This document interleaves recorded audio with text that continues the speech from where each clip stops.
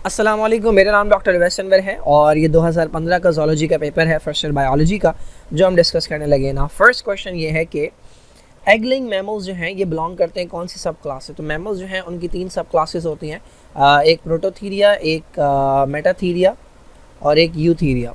Prototheria वो हैं जो अंडे देने वाले होते हैं, इन्हें एग-लेइंग मैमल्स भी कहते हैं। मेटाथीरिया वो हैं जिनके पास पाउच होता है, इन्हें मार्सुपियल मैमल्स भी कहते हैं, पाउच मैमल्स भी कहते हैं। और यूथीरिया वो होते हैं जिनके पास प्लेसेंटा होता है। ठीक है जी। The skeleton of sponges, sponges के पास जो स्केलेटन होता है उसे हम एंडोस्केलेटन कहते हैं। एंडोस्केलेटन जो है वो बॉडी के अंदर पाया जाने वाला स्केलेटन होता है और ये खास तरह के स्ट्रक्चर से बनता है इस स्पंजेस का। हमारे पास जो एंडोस्केलेटन होता है वो बोन्स और कार्टिलेज का बना होता है। इनका एंडोस्केलेटन जो है वो इस तरह के स्ट्रक्चर का बना होता है, या तो नीडल शेप स्ट्रक्चर होते हैं, या फिर ये तिकोन से स्ट्रक्चर होते हैं, या फिर 6 रेज वाले स्ट्रक्चर होते हैं। These are called spicules. ये स्पॉन्जोसील नहीं है, ये स्पंजोसील होती है। स्पंजोसील जो है ये इनकी बॉडी कैविटी होती है, इनके अंदर जो एक स्पेस होती है जहाँ पर पानी भरा हुआ होता है, वो कैविटी इनकी स्पंजोसील कहलाती है। अब इस कैविटी के अंदर पानी आने के लिए छोटी छोटी ओपनिंग्स होती हैं, ठीक है। फॉर एग्जांपल ये एक स्पंज है, तो इसके अंदर छोटी छोटी ओपनिंग्स होंगी जिसके थ्रू पानी अंदर आएगा, वो कहलाती है ऑस्टिया। और ये वाली बड़ी ओपनिंग जिससे पानी बाहर जाता है वो कहलाती है ऑस्किलम। ना ब्लड क्लॉटिंग इनिशिएट कौन करवाता है? तो हमारे पास एक तरह के सेल्स हैं जिन्हें हम प्लेटिलेट्स कहते हैं, ये ब्लड क्लॉटिंग करवाते हैं। प्लाज्मा किसे कहते हैं? जो हमारा जो ब्लड है उसमें से अगर सेल्स निकाल दिए जाएं तो जो लिक्विड बचता है वो प्लाज्मा कहलाता है। Red blood cells, red colour वाले कॉर्पस्कल्स होते हैं, सेल्स होते हैं, इनका काम गैस की ट्रांसपोर्ट होता है, ऑक्सीजन और कार्बन डाइऑक्साइड की। और वाइट ब्लड सेल्स जो हैं मल्टीपल टाइप्स के होते हैं, इनका काम होता है इन्फेक्शन से फाइट करना। The remaining volume of air, ये पहले भी आ चुका है। रेजिडुअल वॉल्यूम वो अमाउंट होता है जिसको आप चाहकर भी नहीं निकाल सकते अपने लंग से।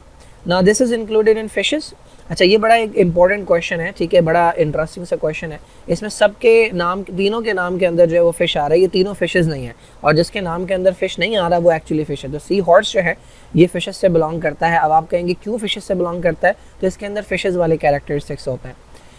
अच्छा, जेली फिश जो है, जेली फिश बिलोंग करती है फाइलम निडेरिया से, जो कि सेकंड फाइलम है जिसमें हाइड्रा आता है, ठीक है। जेली फिश फाइलम निडेरिया या सीलेंट्रेटा से बिलोंग करती है। कटल फिश जो है ये फाइलम मॉलस्का से बिलोंग करती है, जो सॉफ्ट बॉडीड एनिमल्स होते हैं। और स्टार फिश जो है ये आपका इकाइनोडर्मेटा से बिलोंग करती है। ये तीनों फिशेस नहीं है, एक्चुअल जो फिश है वो है सी हॉर्स। ना स्कॉर्पियन किससे बिलोंग करता है? स्कॉर्पियन बिच्छू होता है, ये बिलोंग करता है फाइलम आर्थ्रोपोडा से। और फाइलम आर्थ्रोपोडा की क्लास होती है जिसे कहते हैं एरेक्निडा। स्पाइडर या स्पाइडर की तरह के जो मेंबर्स होते हैं वो इसके अंदर आते हैं। इनका ख़ास फीचर ये है कि इनके पास 4 पेयर्स जो हैं वो वॉकिंग लेग्स की होती हैं, यानी टोटल इनके पास 8 टांगे होती हैं, ठीक है जी।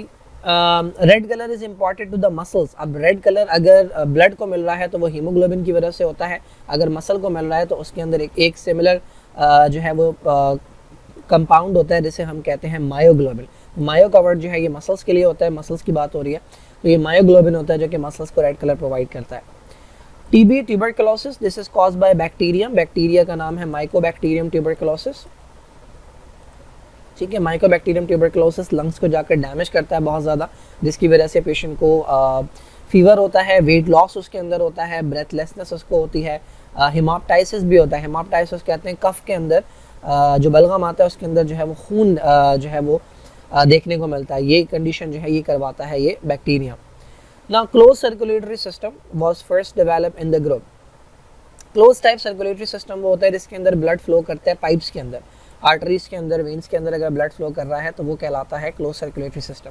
यानी ब्लड, अगर ये टिश्यू है तो ब्लड जो है ना वो डायरेक्टली टिश्यूज़ के साथ नहीं आता, कॉन्टैक्ट में नहीं आता।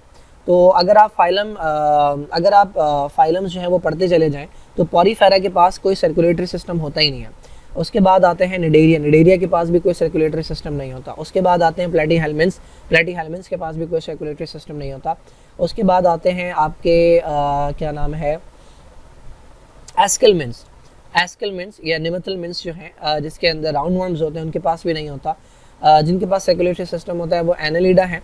एनालिडा के पास जो है वो क्लोज टाइप सर्कुलेटरी सिस्टम पाया जाता है। अर्थवर्म को अगर आप देखें तो उसके अंदर प्रॉपर ब्लड वेसल्स मौजूद होती हैं जिसके अंदर ब्लड फ्लो करता है। ना कॉन्ड्रिक थाइस वो हैं कि जिनके पास जो स्केलेटन होता है, इनका अंदर वाला स्केलेटन वो बना होता है कार्टिलेज से, तो सॉफ्ट स्केलेटन इनका होता है। इसमें शार्क्स और रेज आते हैं। इनकी ऊपर फिशेस के ऊपर जो है स्किन के ऊपर भी स्केलेटन बना होता है जो कि एक्सोस्केलेटन कहलाता है, जो कि स्केल्स का बना होता है। तो कॉन्ड्रिक थाइस के अंदर जो स्केल्स होते हैं वो प्लेकॉइड स्केल्स होते हैं, जबकि जो ऑस्टिक थाइस होते हैं उनमें साइक्लॉइड स्केल्स होते हैं और टेनॉइड स्केल्स होते हैं। प्लेकॉइड स्केल्स कुछ इस तरह का होता है, ठीक है, इस पे शार्प जो है वो निकले हुए होते हैं, डेंटिकल्स निकले हुए होते हैं। नाउ क्वेश्चन नंबर 11 है कि antibodies they are produced by what type of cells. तो हमारे पास बी सेल्स होते हैं। अब ये बी और टी सेल्स जो है ना, ये दोनों कलेक्टिवली कहलाते हैं लिम्फोसाइट्स, बी लिम्फोसाइट्स और टी लिम्फोसाइट्स। ये बनते बोन मैरो के अंदर है, बट इनमें जो बी सेल्स हैं ये बनने के बाद जो है वो मैच्योर वहीं पर होते हैं, और जो टी सेल्स हैं ये मैच्योर होने के लिए जाते हैं थाइमस के पास, ठीक है। अब इन दोनों की फंक्शनिंग डिफरेंट है। बी सेल्स जो है ना ये एंटीबॉडीज़ बनाते हैं। एंटीबॉडी क्या होती है? ये एक तरह का स्ट्रक्चर होता है, एक तरह का कंपाउंड होता है जो कि बाइंड करता है किसी न किसी ऑर्गेनिज्म के साथ। तो ये अगर हमारे पास बैक्टीरिया है तो बैक्टीरिया के सेल के अंदर कोई ना कोई पार्ट ऐसा होता है जिसको हमारा इम्यून सिस्टम पहचानता है। फॉर एग्जांपल ये वाला पार्ट है, तो इस पार्ट को हम नाम देते हैं एंटीजन का, ठीक है। ये पार्ट यहाँ पर भी है, ये एंटीजन है। बाकी सेल को नहीं पहचानता, सिर्फ एंटीजन को पहचानता है। तो जब ये पहचान लेता है तो इसके खिलाफ एक हथियार बनाता है, वो हथियार वाई शेप होता है। तो वो वाई शेप हथियार कहलाता है एंटीबॉडी, वो आकर इस पर चिपक जाता है। अब जिस पर भी ये वाई शेप हथियार चिपका हुआ है ना, तो बाकी इम्यून सिस्टम के सेल्स को पता है कि हमारी अपनी बॉडी का नहीं है। तो मैक्रोफेजेस जो हैं ये एक और तरह के सेल्स जिनका काम होता है बैक्टीरिया को खाना, ये आकर इसको खा जाता है, ठीक है। तो इस तरह से बी सेल्स जो हैं ये हेल्प करते हैं इन्फेक्शन से फाइट करने में। टी सेल्स जो हैं ये अलग तरीके से काम करते हैं, ये जाके सेल को ही डिस्ट्रॉय कर देते हैं। तो अगर कोई सेल है कि जिसके अंदर कोई वायरस जाके बैठ गया और नॉक करने पर भी बाहर नहीं आ रहा, तो ये उस सेल के ऊपर ही बम गिरा देते हैं और सेल को डिस्ट्रॉय कर देते हैं। न्यूट्रोफिल्स जो हैं ये भी बैक्टीरिया को खाते हैं, इन्हें भी हम फेगोसाइड्स कहते हैं, खाने वाले, और ये भी बैक्टीरिया को डिस्ट्रॉय करते हैं। Now these are included in parazoa. अब ये पैराजोआ क्या है?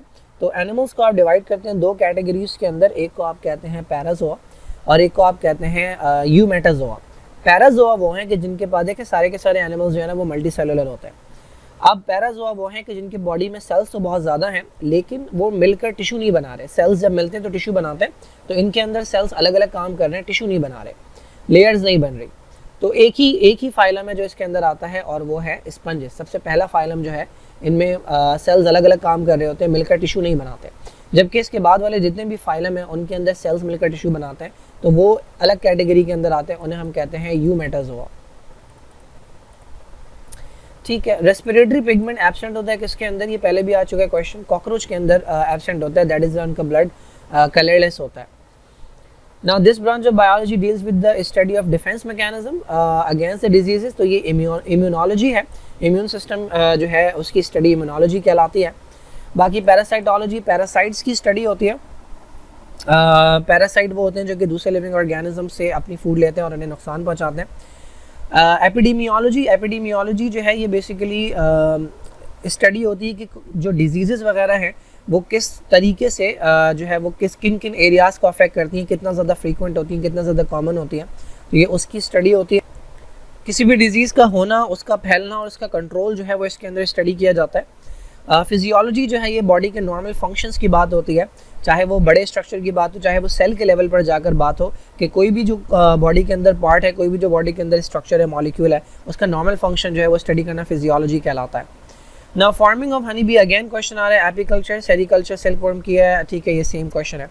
Asexual cycle of Plasmodium completed in main is called, तो ये कहलाती है स्किज़ोगोनी। स्किज़ोलॉजी नहीं है ये स्किज़ोगोनी होती है, स्किज़ोगोनी या शीज़ोगोनी से पढ़ते हैं हम।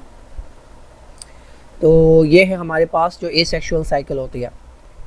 स्पोरोगोनी जो है ये सेक्सुअल साइकिल होती है जो कि मॉस्किटो के अंदर होती है।